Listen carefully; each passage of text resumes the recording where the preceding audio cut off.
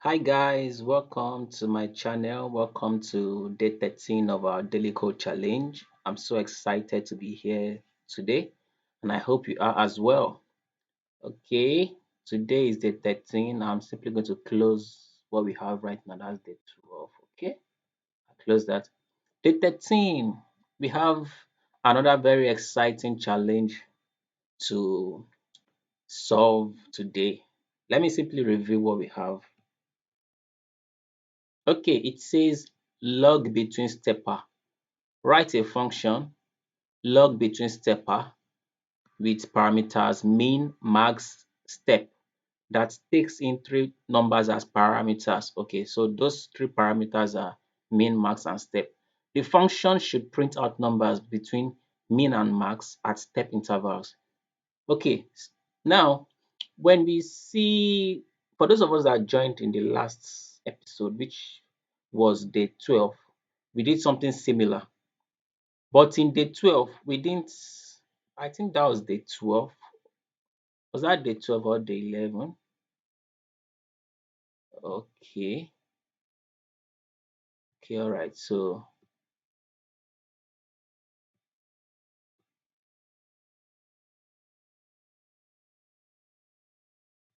Okay, we did something similar to that in day 12, right? For day 12, the mean was 0, the max was a parameter that we were supposed to provide an argument for, and the steps was what we actually used here. So we didn't explicitly declare this as steps in this particular implementation. So for today, which is day 13, we are going to be implementing the min, max, and step. So let's jump into it.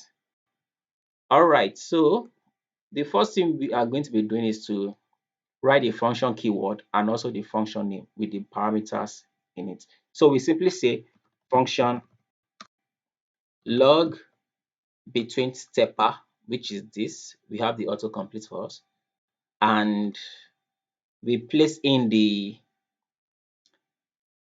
sorry, not the autocomplete actually. It actually gave us the option to click on the complete form. Yeah.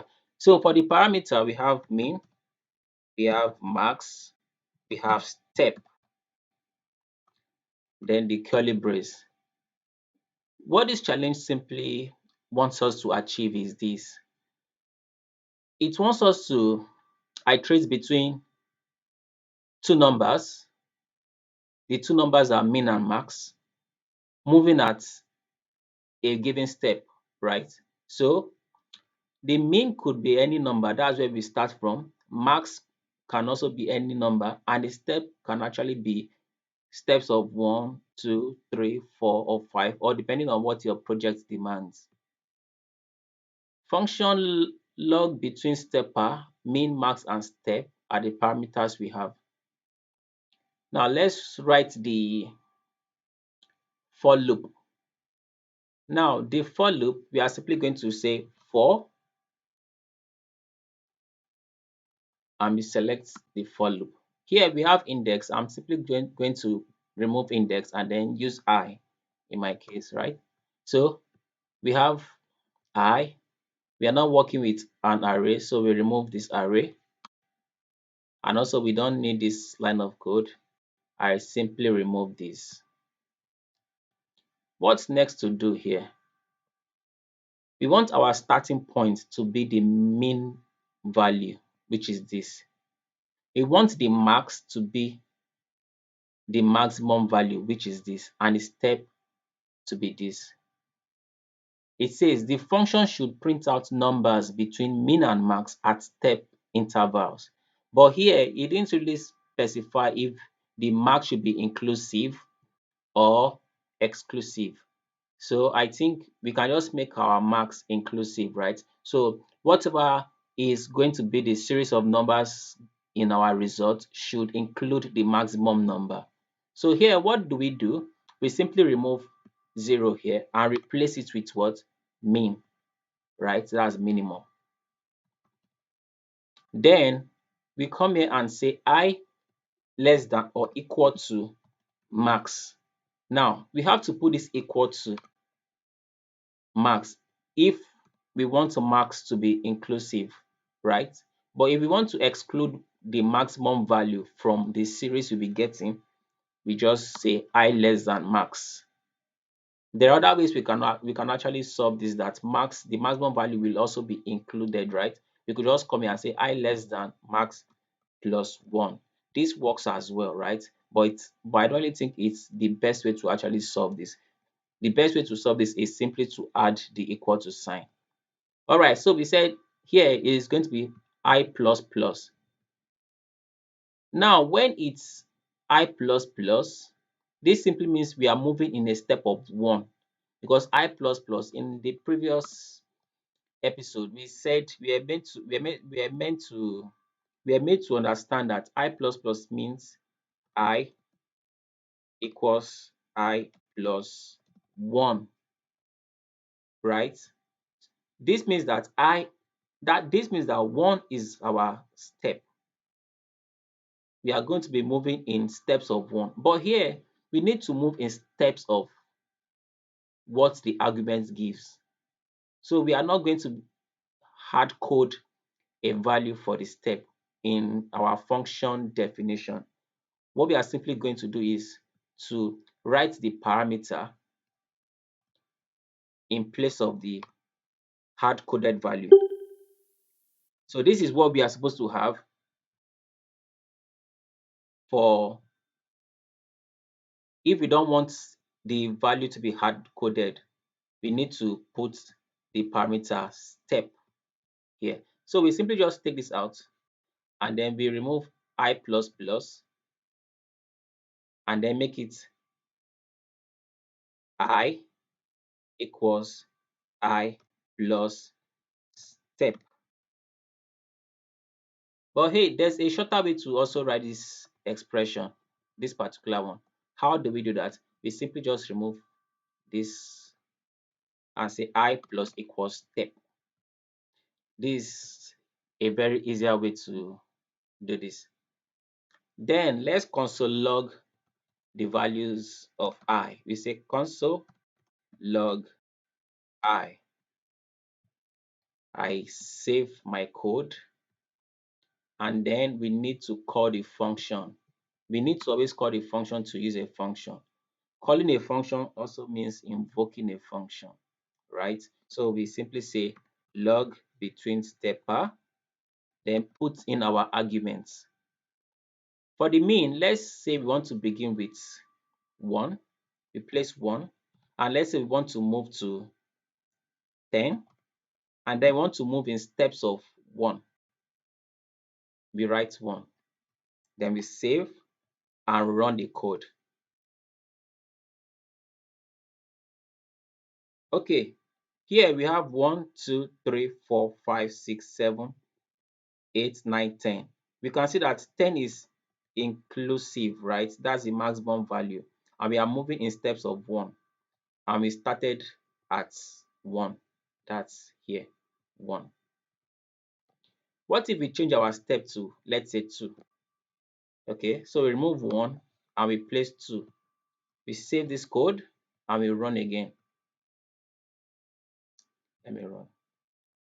All right, we have 1, 3, 5, 7, 9. So that's the implementation.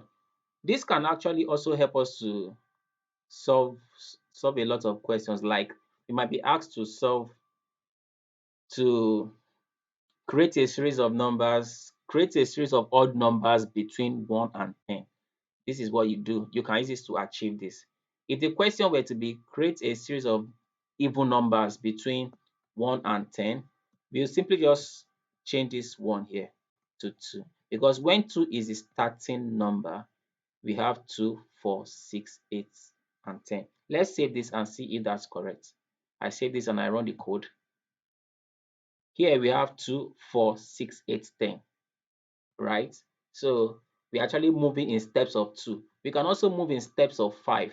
Let's say we have here as 1 and we have here as, let's say, 50, and the step we have is 5.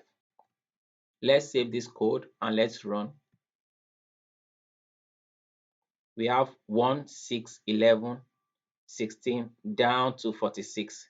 Let's say you want to have it as 0, 5, 10, 15, 20, 25 down to 50. We simply change this 1 to 0. Then we save our code and we run again. Here we can see we have 0, 5, 10, 15, 20, 25, 30, 35, 40, 45, 50. This works. This works. Now, there are other ways to solve this also if we don't want to use the count method. Like if we don't want to use these aspects to solve our coding challenge, we can as well use a condition to solve this. How do we use a condition to solve this? Let me comment this code. Let's write another function that uses a conditional statement to achieve exactly what we've just done. So I just write the function keyword and then write log between stepper. Write the parameters as usual, min, max, step, and also the curly brace. Then we know that we have to iterate through the entire values. So we say for let I equals 0, we remove array dot length because we are not working with an array.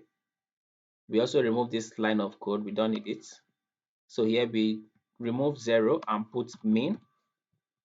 We come here and say I less than or equal to max.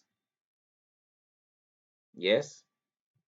Okay, so that's that.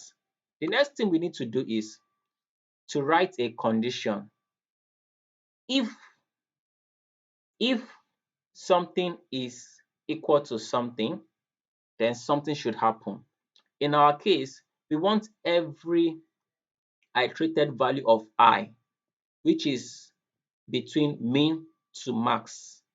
Let's assume min is 0 and max is 20. So every iterated value between 0 and 20 that is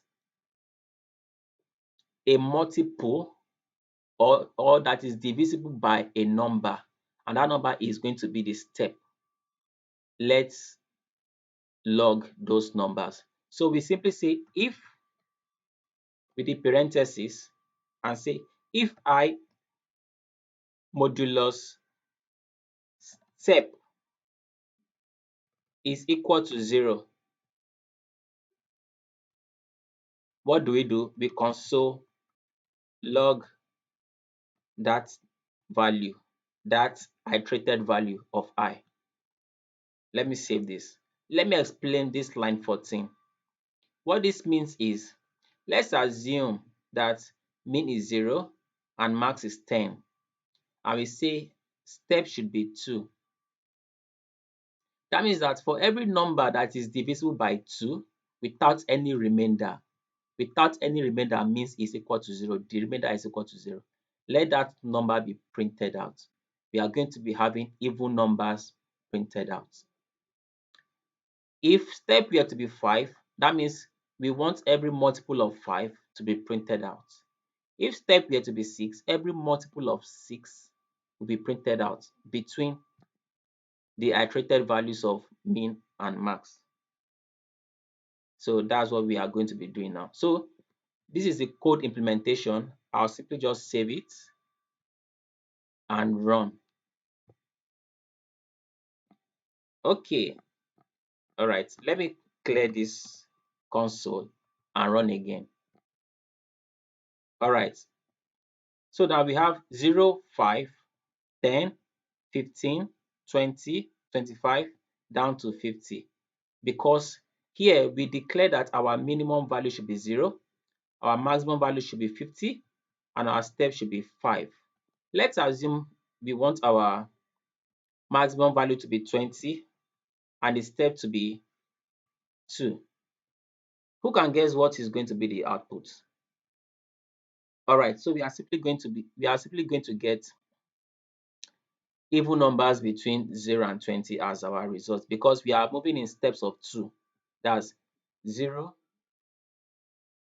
1, 2, then it moves to 3, 4, 5, 6. So we'll be having 0, 2, 4, 6.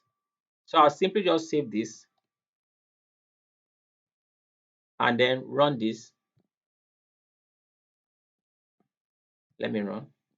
Okay.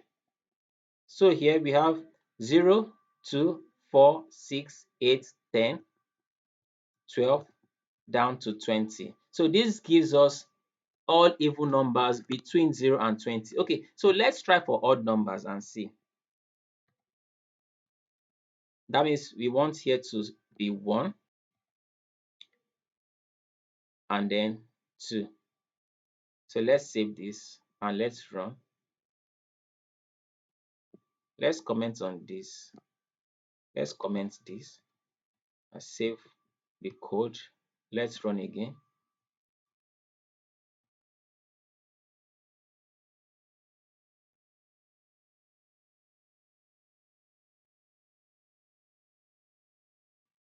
Okay, so actually we are supposed to be having, okay, yeah. So what we are supposed to have here is, this is trying to tell us that this is not going to return odd numbers between 0 and 20, right? Because the code logic here says that for every iterated value of I that is divisible by 2 should be printed out on the console. So we are not going to be getting odd numbers between 1 and 20. That's using this code logic. If we are using this, then we could use what we just did here, and this is going to work, right? Because this one is moving in steps now. Okay, so let me just run that and see let's see what I mean by that. Let me remove the comment on this part, and then let's run this line 21. So you can see that we are going to be moving in steps of 2. That means 1, 3, 5. So I'll simply just save this and run. Here we can see that we have odd numbers between 1 and 20. That's 1, 3, 5, 7, 9, 11, down to 19. So I believe we all get this explanation and my thought process, right? So this is how it works. So we've been able to implement the solution to this code challenge using 2 methods, using the count method and also using the conditional method. So I believe that with this, we get one or two things in today's code challenge. Today's code challenge was valuable. You had value for your time, and I think that's that. So with that, I'll say thanks for joining on the call. Thanks for having me, and see you tomorrow. Yeah, so please join the call tomorrow as well because we have another very exciting challenge tomorrow. So I say thank you very much and have a nice time. Bye.